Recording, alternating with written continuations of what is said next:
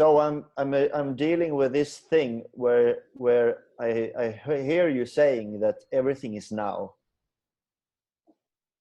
and everything else is basically my imagination, the story of me, the sense of, like, you know, being this guy is kind of like a story that I'm holding on to.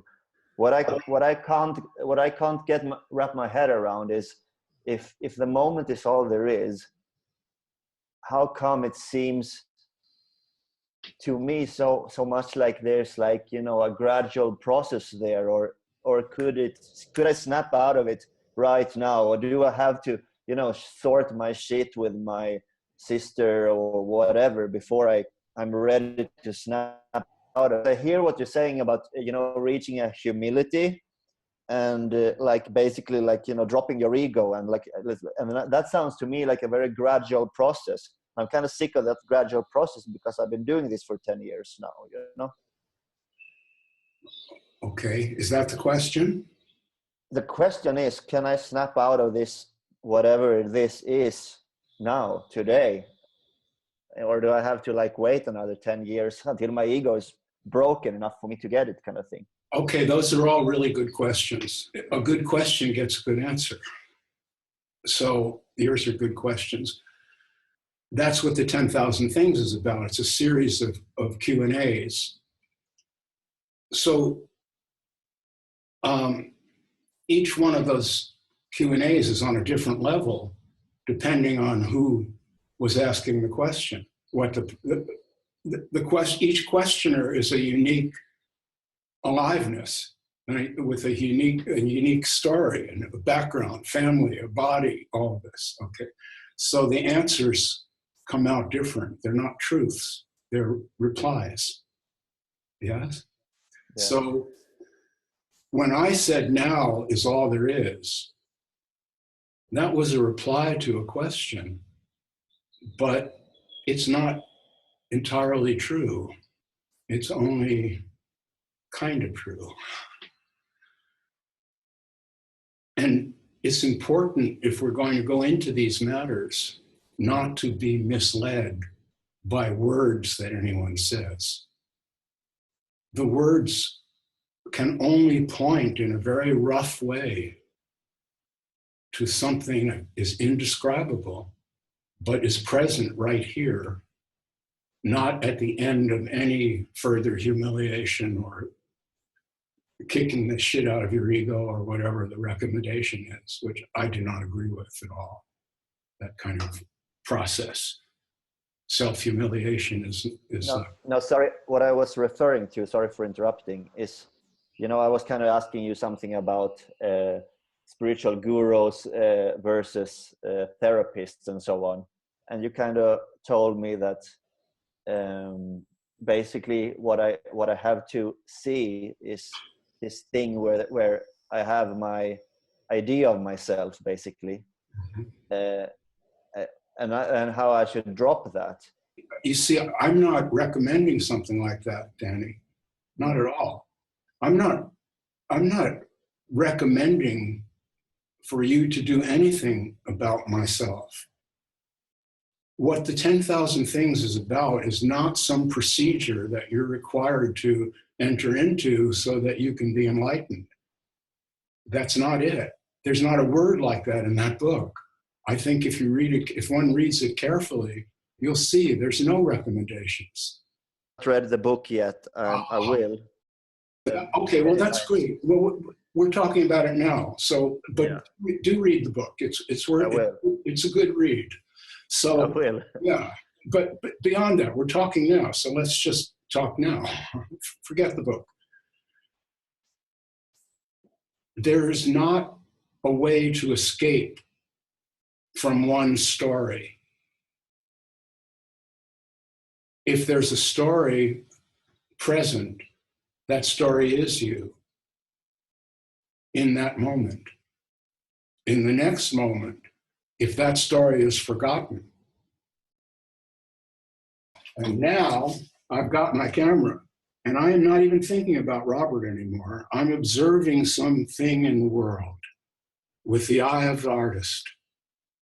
And I don't care about Robert Saltzman. Never occurred to me. I'm not judging. I'm just going to, yes? See, this is a tool. So it's good to have tools. People have guitars for that reason or whatever it is. This is a way of bringing that story, making it quiet. It's a form of meditation. See, it's to enter in, or like when I've got 3 donkeys. The big one, I've got one very large kind of work donkey, Sombra, and she's beautiful. And every day when we run into each other out in the yard, first thing, she nuzzles against me and I give her a big hug and scratch her ears and all of that. In that moment, there's no story. I'm just filled with the love of an animal. It's very powerful. She's a big animal. And it's so, see, it's this aliveness. The story continues. It's not a question of ending the story or putting your foot on the neck of ego and all that. Those are misunderstandings. These are completely misunderstood. It's about being this aliveness you are right now. As you sit here now, Danny, you are breathing. But you are not doing that. Breathing is happening. Your food is being digested. Danny is not digesting jack shit. That digestion is taking place. Your hair is being grown. Yes? Yes. Okay. Waves of vibrations are striking the eardrum and moving a bunch of tiny bones around in there that have nerves attached to them. And those nerve impulses are going to some part of the brain that deciphers these vibrations, makes them into sounds that some other part of the brain can organize into words, that some even higher brain function can make into sentences and thoughts and themes and novels and histories of the universe and Stephen Hawking. And see, it's all taking place automatically. No one's doing it. That is how you can feel this aliveness, by just, I can't give this to you. Do you understand? There's no way to teach this. So I don't want my words to be misunderstood. This isn't a project. It's not, I'm not giving you instructions. I hear what you're saying about. But if you can keep this idea in mind, I'm not the doer. This is all arising. Try to just keep the idea in mind. Don't believe me. Just keep observing it. If you have a feeling, ask yourself, did I make that feeling? Or am I just feeling this feeling? And if I'm just feeling the feeling, then I'm just the feeling. I'm just feeling. Feelings are not divided into the feeler and that which is felt and the process. Well, let's go to the eye, that's simpler. It's not that there are objects to be seen and a process called seeing, and then there's this seer in here. That all takes place simultaneously, and we don't know what it is. If you're a scientist, you'd say there's quarks out there, and they're organized into molecules, and photons are hitting the optic nerve, and that'd be scientific explanation. The metaphysical explanation will be that there's really no such thing as myself. There's only consciousness. That neither one is an adequate explanation. It's just words. So what? It's just consciousness. Now what? What is that? What does that? Okay. What I am. So I like to see the human limitation, which is what John Tro is referring to. At a certain point, understand that you cannot grasp this. It's happening. Yes, it's happening, but it's beyond it's within your ken, but not within your grasp. Now, that is what Peter Zapfe is talking about, and that's what we have to live with. If you are willing to live with that, then you and I are like brothers. We're in the same world. If you're not willing to live with that, then you're part of the hypnotic masses. And I kind of fear them in the supermarket now that I've got the broken arm, because they're so hypnotized they might run into me. Truly.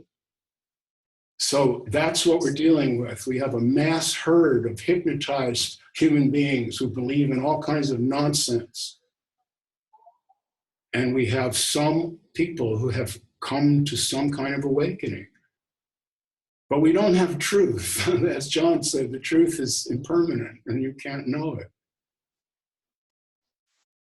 So Can I ask you one more thing? But just let me finish up here, and then absolutely. So now want to ask you in this moment, can you get a feeling for the fact that in my freedom, I'm not speaking. I'm listening to this in the same way you are. Maybe it's hard for you to understand that. Maybe it'll make sense right away. But there's no one talking. These words are coming from who knows where. And why they're coming through Robert's mouth at this moment is a total mystery to me. This was not my ambition. And so I'm forced to recognize the impermanent truth of this moment. As John Troy was saying, this moment is impermanent. It's dead before anybody can get a hold of it. See, and so I just have this brief moment. It's nothing, and then it's gone. And at the end, when you get to be old, like John and me, all you have to look forward to is this understanding: old age, illness, and death. So I hope that by the time you get down the road that far, if you manage to, you have the understanding. And that's why I express it, because without this understanding, then you'll be in hell. And to escape from that hell, you'll invent a heaven, and people will teach you the rules to get to that heaven. And then you'll either be in Christian church, or you'll be with, I won't say his name because I'll get bad mail, this guru who has higher reasoning as an explanation for why he knows everything. Whatever the fact may be, it goes one way or another, baby. Pretty soon you're going to know which road you're on, and you don't get to choose. It feels to me like you're on this road with the John Troy and Robert and all that, and here you are at the meeting. So if you are, I can't teach you to be free, but I can tell you you're alive. That's all you got. The rest is a mystery, and no one will solve it. And see, that's the radical thing that John has. When I said the two of us agree, we're both radicals, spiritual radicals, because what's radical about it is we're know-nothings. We don't know anything. We know we don't. And that is such a relief. We know we're alive, and we know that, as John said a couple of meetings ago, and it's a good life. Boy, when he said that, my heart melted, because we were talking about death and dying when he said it. And he was recommending that understanding one's mortality was actually a very fortunate occurrence. And he said, if you understand that, I was so touched. He said, and it's a good life. And when he said that, I said, yeah, it really is, you know. Yes, you have to die and feel pain and all that, but don't explain it away. If you live this, it might be good. You might not need it, Jesus or Buddha or any of that stuff. You might just find that living is good, just as it is. That's what I'm finding now, and I've got a broken arm and a couple of chronic illnesses, to tell you the truth. But I'm having a great time. So what's the secret? See, it's this aliveness. All right, that's a rant. What's the question, Danny? The question that arises as I'm listening is, so So basically drop the whole, I mean, like there's nothing I can do, is there? Whoa. Could you please repeat your last sentence? There's nothing I can do. Yes. I mean, there's no... Yes. Yeah. You don't have to explain. Yeah. Don't explain it to yourself. You just had a really valuable insight. You said it. I did not tell you there's nothing you could do. The words didn't come out of my mouth, man. They came out of yours. You don't need me. You don't need my replies to your question. I'm happy to answer your questions. I don't mean it that way. But it's in you. You just said it. Take credit for it. Speak. Well, it's also something that I've heard before, you know? Of course. It's like a catchphrase. Of course it is. Nobody invented this shit. The point is that does it make sense to you in this moment? Yeah, if it makes sense to you in this moment, then you're awake in this moment. That's all we got. You're either awake in this moment or you fucking aren't. And either it's going to end. What's that? In either case, whether you go through life with many awake moments or totally hypnotized, in either case, it's going to end in the same way. I guess also there's not, because I found my own spirituality being kind of like, you know, a form of addiction. Like basically I would, you know, read spiritual books or watch satsang instead of, you know, playing video games or doing something else. And I could replace that with, like, if I started playing my video game, I could forget about spirituality basically and be addicted to that instead, to repress my pain. And in a sense, I feel like there's nothing I can do about that either. Like either I'm searching for spiritual books or I'm not searching for spiritual books. And like, I can't really, like, you know, change that. That's what the book is about. But you've got it right. You've got it right. You don't have to mess with this. Yes, you've been addicted to spirituality. That's my audience. You're in the demo. you're in the 10,000 things demographic. Those are the people who find that I'm talking sense, that makes sense to them. I mean, they're people who have tried to meditate, and some of them are really good meditators, but they still feel filled with anxiety. Yeah, I heard one of your videos like 5 months ago, and then it didn't resonate with me at all. I was like, whatever. And then I heard it again, and yeah. Well, I'm like the bait, you know. I mean, it's changed quite rapidly, my perspective on things. So you're a newbie. Well, that's really good. Well, you fell in with the right crowd. Yeah. Well, I'm happy. No, seriously, man. I really mean this. Yeah. It's so important to be alive when you are. There's nothing more important. Yeah. Nothing. Not understanding, nothing. The most important, this is what John was saying about marriage and romantic affairs and everything. I don't know if it's good or bad, but if that's what's on the plate, you know, eat it. Yeah. That's the way to get the nutrition out of it, not by thinking about it or theorizing, but by eating it, whatever it is. And I guess kind of dropping the story about I should be meditating or I should try this or I should read that and all that bullshit as well, right? I mean, like, that seems like such a guilt trip in a sense as well. Yeah, but I think there's a more positive way to deal with that than to condemn yourself for it. Yeah. I think what more positive is to inquire into oneself. When did I first start believing this and why?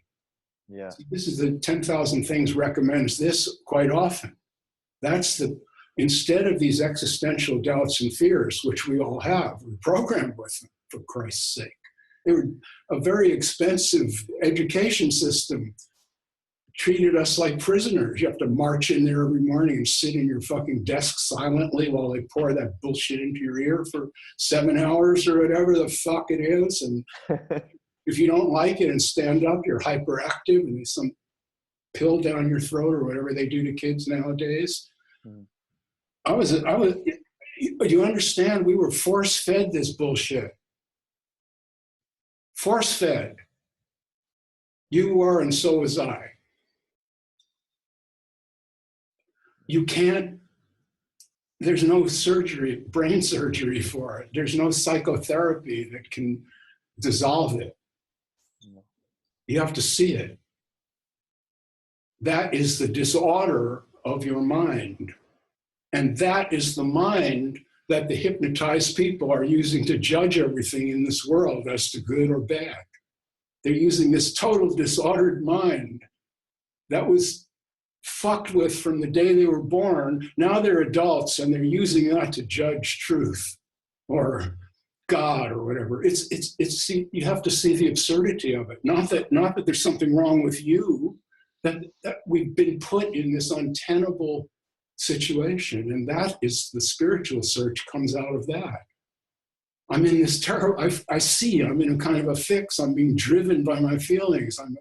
I'm just, you know, my sexuality is hanging me up. I feel anxiety. I don't know, you know, whatever and then you get someone like John or me who just gets clear. But we're all in the same world. It's not that I don't have any problems. I've got a broken arm, for Christ's sake. Didn't need that. Can I ask you one last thing? Of course. Let me finish my rant, and then you. Yeah. Okay. Okay. I tend to do this because these are ideas that I kept in me for a very long time, and they're complex. See, the simple shit is the bestseller. What I'm talking about here is something really subtle. I'm telling you that you're hypnotized. And part of that hypnosis is that you have been convinced that you should judge yourself as to good or bad. That's what you have to snap out of. Not some spiritual idea that you're going to learn. That's nothing. That's just entertainment. The thing that you have to snap out of is this hypnotic trance where you are split down the middle. That's non-duality for you. You have to, where you're split down the middle, judging yourself. That's the top dog and the underdog. The top dog will say, gee, you're really wasting your time. Look at how can you, and the underdog will say, gee, I'm sorry, I'm doing the best I can, a top dog. And this is going on inside your head, see? Okay, yes, now you're nodding, right? Okay. So that's a disordered mind. And that disorder was put upon us by our enculturation and our disappointment in our caregivers and all the rest of it. And this horrible religion that the human race has indulged in for thousands of years, superstition. Okay, so only see the disorder. You can't order it. You can't fix it. You cannot fix anything. As you said earlier, great wisdom. I can't do anything. Yes, that's right. But you can see. It's all you can do, I say. Your questions. So, waking up, let's say,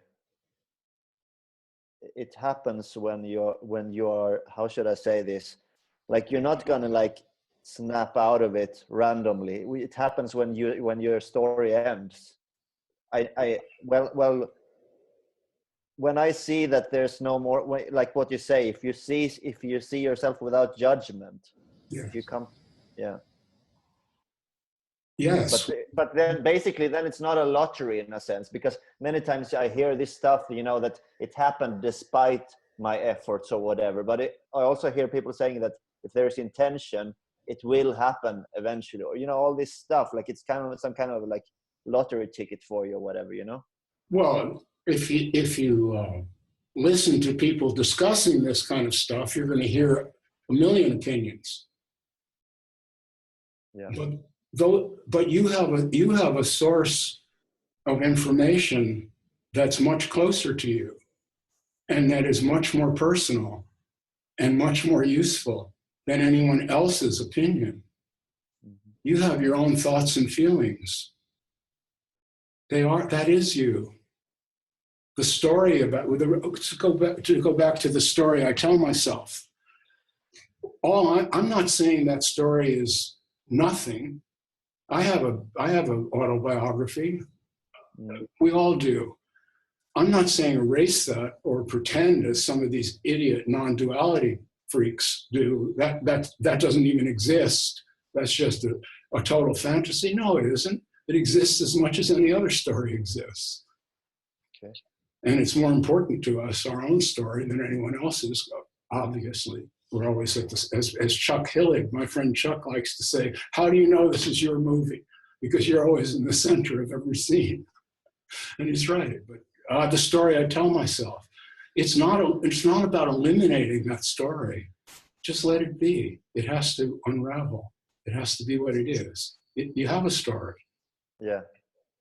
It's just what you said about the judger and the judged. It resonates with me, but I just don't really see if I should just let it be and, you know, get on with my life, kind of thing. Do you have that choice? No, not really. Because if you do have the choice to just get on with your life and feel totally satisfied, no matter what happens, then you'll be me. Yeah. I don't know if you really want that. I'm kind of beat up.